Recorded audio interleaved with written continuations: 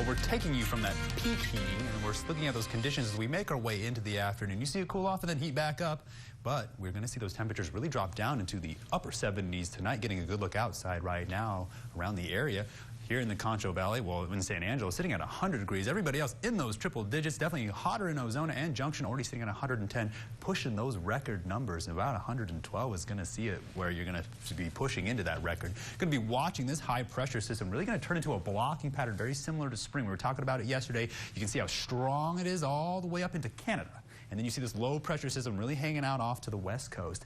And this is what's got me worried, is you see how intense that storm is getting, how deep that trough is. And then we look at that high pressure really pushing off to the east and settling around Louisiana. Now that's going to allow a lot of moisture to make its way up into our area, where we're saying, hey, by about tomorrow afternoon, late evening, we can see the possibility for a lot of that flash flooding. You really see this moisture being squeezed together as it's getting ready to shoot a lot of moisture into our region. You can kind of see that stove piping again as we make our way later on into Monday and Tuesday. A lot of that moisture staying around the Gulf Coast. We're going to watch this frontal system really push into our area by Saturday afternoon. Look at how much it covers in Texas, and then it's going to push off to the east, where we watch that storm really make its way down across Missouri, Arkansas, and then it just kind of hangs out there for the most part across the southern states. So that could lead to a lot of dry weather later on for us. Seeing a lot of those advisories being issued across the nation, but right now across the Concho Valley, just a few high clouds, really hot, really hazy. Watching that storm develop just east there at Junction. They could get hit again later on today, which isn't a bad thing. Definitely a lot of much needed moisture right now.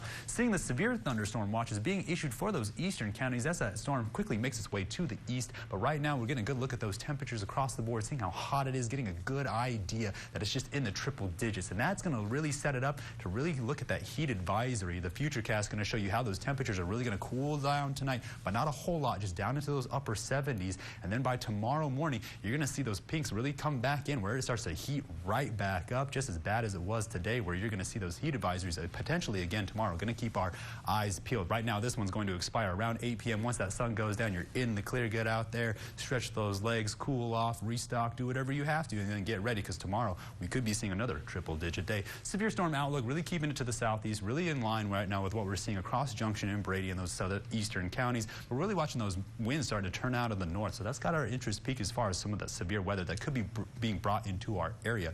Right now, temperature is going to be touching down into the mid-70s tonight, and then tomorrow we're really going to jump back up there to 102. The rain in the afternoon could cool it off for some of that severe weather. So when we talk about this rolling in, I do like to see a lot of those good pictures of lightning and thunderstorms, but also be safe while you're out there. Run the potential of flash floods. Remember, turn around, don't drown. And that's going to take us really into that Father's Day weekend, where we're going to see a lot of those temperatures really touching up into the triple digit again. And then we make our way into that third week of June, where we're seeing those low temperatures really stay up there in those upper 70s, and then it's going to start to cool off. We're never going to rule out the possibility for a thunderstorm or some flash flooding to pop up. Stay tuned. We'll have more up after the break. You're watching KSAN News at 5.